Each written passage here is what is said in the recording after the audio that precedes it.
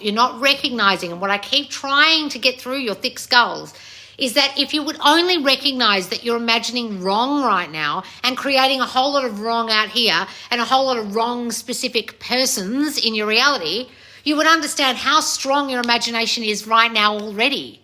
So you can trust it because it's already at play. It is already at work. It is already creating your specific person right before you, all fucking wrong.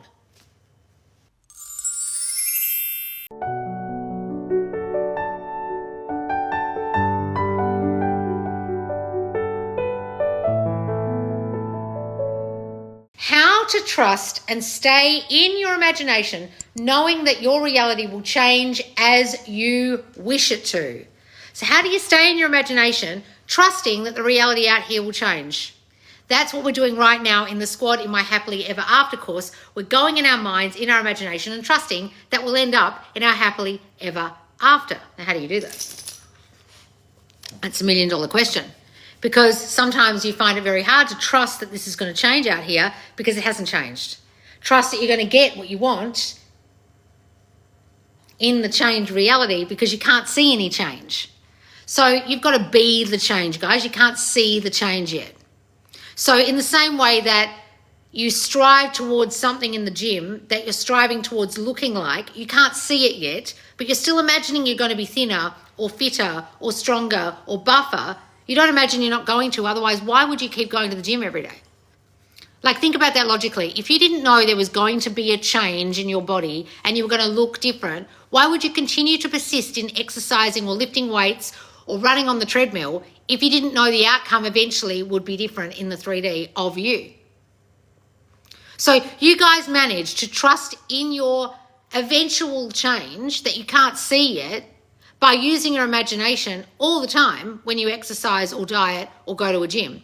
But you can't possibly do it apparently when it comes to do with love or money or anything to do with manifestation.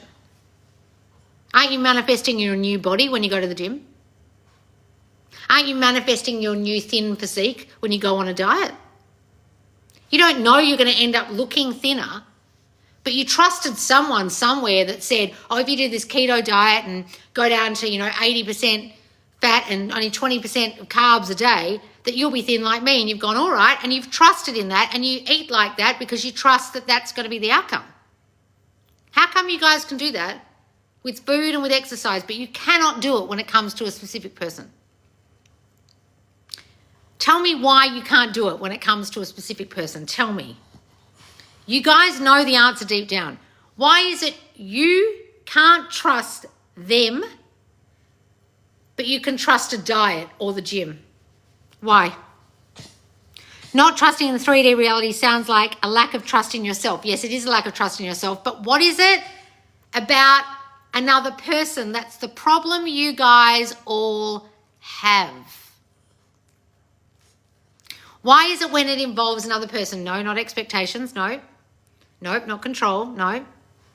Free will. Thank you, Mel. You think they've got their own mind. You think they're making their own decisions. You don't realize there's no one outside of you and there is no separation. And you are giving them the free will to decide the outcome. You're giving them the free will not to change. You're deciding they're deciding that they're not changing. So in answer to this question, how do you trust? How to trust and stay in your imagination knowing that your reality will change as you wish it to?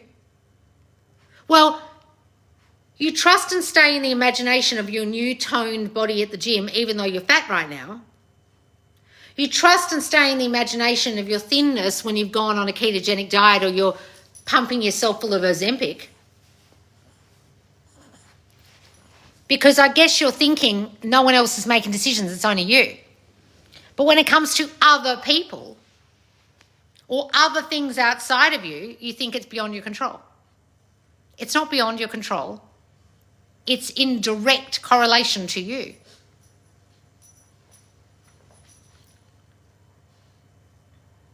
So you guys have got to decide that other people aren't making their own decisions. They can't decide, only you do.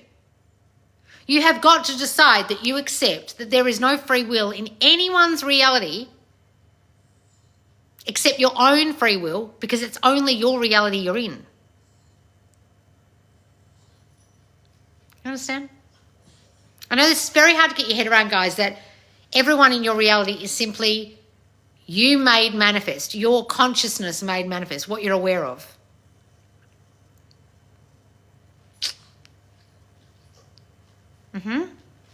And if you continue in the story of somebody being a certain way and keep imagining them to be a certain way, they'll keep turning up that way because they have no free will to choose to be any different than the way you are imagining them. And then you guys ask me, oh, how do I trust in my imagination? Unfortunately, right now, you are trusting in the imagination of the wrongness that you are imagining of another. So if you imagine someone is lazy and they keep turning up that way, or flaky, or don't prioritize you, and they keep showing up that way, your imagination of them has worked perfectly and they have outpictured what you've imagined.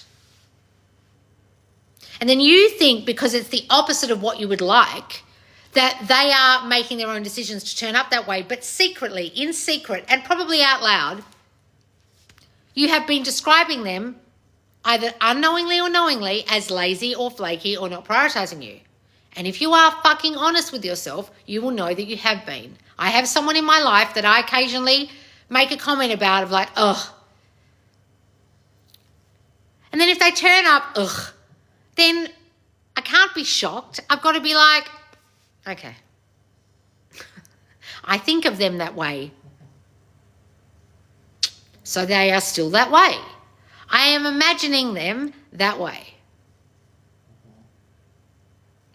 So if you can have a true revision of that imaginal act that you've had, you no longer imagine them to be flaky, not prioritizing you, lazy, then they will not be that way because you are not imagining them that way.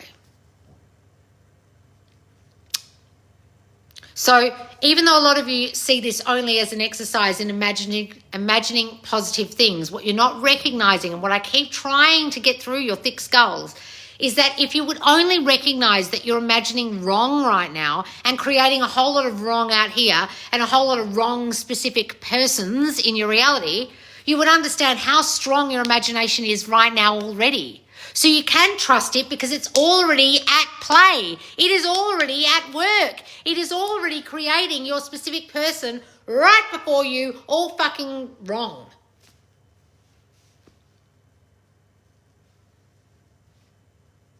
And then you wonder why they're turning up that way. You're imagining them that way. So can't you trust your imagination? Because I tell you right now, it's working perfectly. Oh, but I didn't imagine that he didn't prioritize me. Yes, you did. What do you imagine in secret? Oh, he doesn't want me. Maybe he's seeing other people. He doesn't make time for me. He isn't there for me. He doesn't want this as much as I want him. Blah, blah, blah, blah, blah. Oh, I'm not thinking that, Loz. I think he loves me. He wants me. No. You're getting confused between what you're positively imagining and what you're predominantly negatively imagining about him. Oh, but I'm trusting in this positive imagining. Are you? Why aren't you trusting in the negative affirmations that you constantly say all the time in secret? I'm not constantly saying, yes, you are. That's why they're like that. Are you guys getting this? Who isn't getting it? Who in the comments isn't getting this?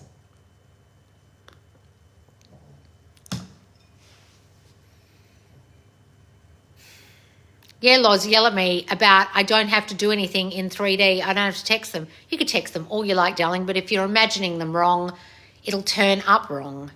They'll text you back wrong, or they won't text you back at all because your imagining is I have to text them because they're not going to text me. If you're going to text someone, guys, trust me when I say, I remember being in a manifestation group back in the day. And this girl wrote in the forum or whatever, or on the page, I'm going to text my SP. I've been imagining him all the right way and I've had really good assumptions about him, and I think it's time I text him after we've been in no contact. And everyone's like, go girl, you go girl. And I said, and she goes, should I? And everyone was being encouraging, and I wrote, if you have asked us that question, should you? The answer is categorically no. She was like, how dare you? And then I wrote back, the very fact that you are asking us means you doubt that it will work. That's why you are asking for advice as to whether you should do it or not.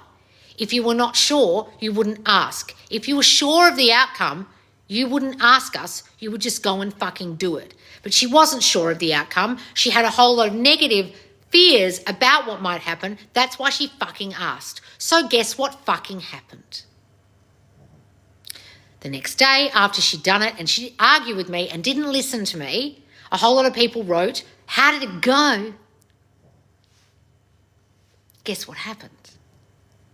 She wrote back, oh, it didn't go as planned, but I know it went as she imagined because it all went tits up and he didn't give her what she wanted and he said something nasty or something.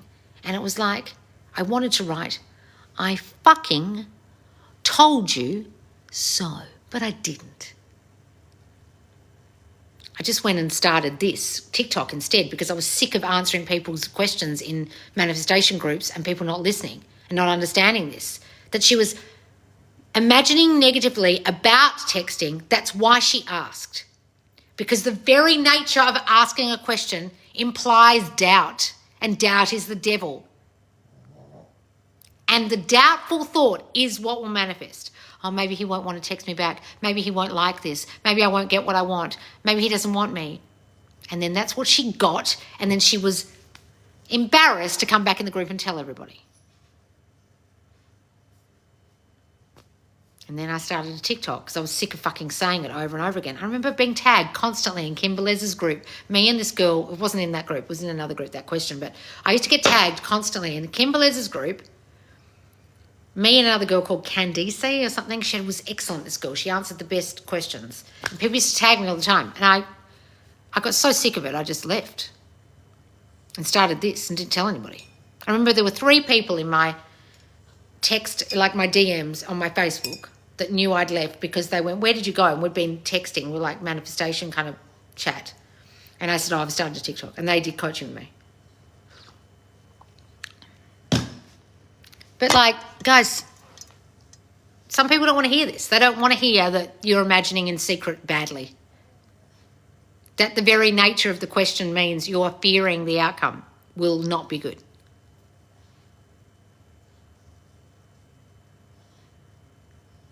I did something yesterday that I feared today was the wrong thing to do.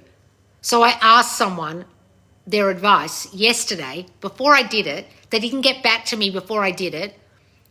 I did it. Then I felt like what I did was wrong. Then they gave me the advice today I was seeking yesterday. And I said to them, fuck, why didn't you tell me this yesterday? I wouldn't have done the thing. But the fact that I was asking for the advice meant I wasn't sure about what I was doing. And therefore the outcome ended up being not what I wanted. But of course it wasn't what I wanted because I had doubt about doing it. That's why I was asking for advice. So of course the outcome had to be one that wasn't positive because there was doubt behind my action. Are you guys getting this?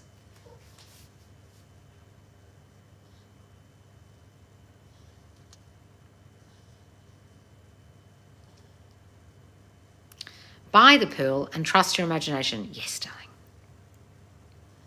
It really helps when you tell us that you still have doubt. Sometimes it's hard not to do this. Guys, look, and I fixed it all today. It was fine. But, like, I had the doubtful thought. That's why I asked for someone's advice. Then the advice they gave me today was so good that I wish they'd fucking given it to me yesterday because I knew their answer would be the opposite of the thing that I did. And I was like, that doesn't matter. Like, I took an action that I felt was necessary and I did what I did. It doesn't matter because the outcome's still fine. Because I imagined it would be a good outcome in the end, right? Not a negative one. It's not a magical end all be all. Doubts are normal and it's all about how you deal with those doubts. Guys, look. Even Neville had doubts. I had the story about Freedom Barry's piano on my last YouTube. Go and watch it here on my YouTube after. It was in my one of my recent videos about your thoughts. Go and watch it. And I tell you a story about Neville's protege called Freedom Barry. You can actually hear, I think, him talking, Freedom Barry. I think I've heard some of his chats. But even he had doubts. I love that story. Really helped me. Good, guys. But go and actually listen to Freedom Barry's piano. Like, literally put that in YouTube and go listen to Neville telling the story. It's a wonderful Neville story. I mean, there's so many Neville stories, guys, I could repeat here, but I'll paraphrase them terribly. It's a really good idea to actually go and listen to him. And when I say listen to Neville, I don't mean listen to the AI Neville crap talking about the universe and vibration and all this bullshit that you guys listen to at the moment. I mean the actual Neville lectures in Neville's actual fucking voice. Right? Almost everything you're seeing right now on YouTube is not Neville. Trust me. And if I see it coming across my view page, I immediately write, this isn't Neville, this is AI, just so you know, and it's not his teaching, it's not his words, this is some bullshit. AI Neville's like the scourge of YouTube at the moment. It's everywhere. People are making a fortune, pretending to be him, reading some script from ChatGPT. Fucking embarrassing. The AI ones don't sound like him. It's embarrassing how little it sounds like him and people think it's him. If it has even the remotest American accent, it is not Neville. He's from Barbados, guys. Like, does Rihanna sound like she's from American? Not that Rihanna and Neville sound the same, but like, they're not from there. I don't know her, you know? What did I miss? Is this going on YouTube? Guys, all my lives go on YouTube now. I've recently been going actually live on YouTube so that the video is in that kind of screen format. So make sure you go to my lives tab and go and watch my recent lives. There's 4 of them. One of them just cut out the other day because my internet went off. And as I'm going live on my computer, when I go live on my phone, if my internet ever fails, it goes from my Wi-Fi to my 5G. Because it was on my laptop, it just cut out. So there was this 11-minute lesson I did on You Are the Operant Power, and it goes for 4 minutes 58 or something, cut out right at the end, like right halfway through. So I'm really sorry about that. I was sitting there talking. I had no idea that none of you could hear me. So I'm sorry it was only 4 minutes long. It's a brilliant fucking lesson. I can't repeat it because I don't know what I said. You got to remember, I just do these off the top of my head, guys. There's no script. All good, it happens. Thank you. I love your YouTube live. I didn't know where to look last time. It was so fun. I didn't know where to look. I still don't know where to look. Do I look at the camera up here, or do I look straight at? I'm so used to staring at myself that I think I'm meant to look at the little camera, but I can't because I'm so used to looking at my face. It's amazing how well you teach off the top of your head, Loz. Oh, thank you, darling.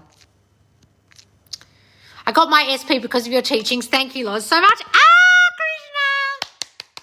Wonderful. Was manifesting promotion, got opposite, other person accepted. Do I revise or affirm I got it? Listen, you silly girl. What do you mean?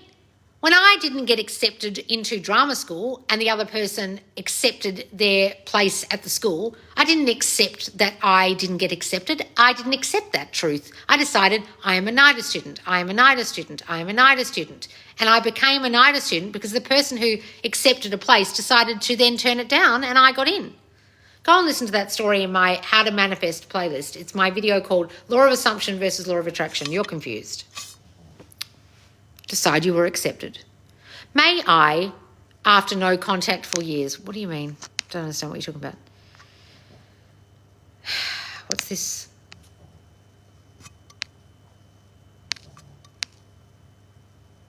I realise you teach us to be in the state. Thank you, Loz. That's all I've ever been teaching you guys. And the fact that like some people got confused when people started talking about states back in the day and they're like, you don't teach about states. I'm like, bitch, what do you think I've been saying this entire time? It's who you are being. What do you think that means? What do you mean I'm not a states coach? I don't even know what that means. It went all through Twitter like states coaches versus affirmation coaches. What do you mean? You affirm to get yourself in a state. What are you talking about? Do you even know what state means? Go and look it up in the dictionary. It means the place you are in right now, the way you are right now, your consciousness of being right now as it is now. And it could change in the next moment because you are in a new state in the next moment. What do you mean?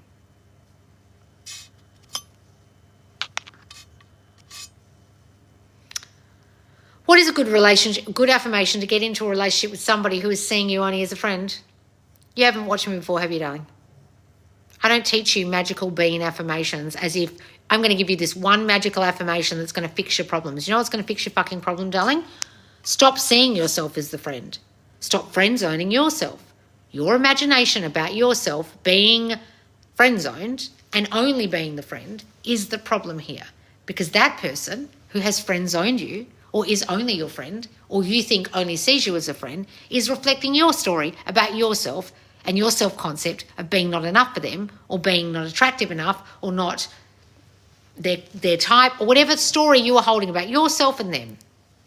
So I could give you a magic bean affirmation and it won't make a fucking lick of difference because you weren't listening to what I just said. And I said you need to get into the state of, so in your example, you would need to get into the state of in a relationship with them and loved and wanted by them for you to be loved and wanted by them and not friend zoned by them. But because you have a dominant assumption that they will friend zone you because you are not enough in your own mind, I could give you the magic bean of we are in a beautiful, happy relationship and it won't fucking work because you've still got the assumption and in the state of friend in your mind. That's why you ask the question.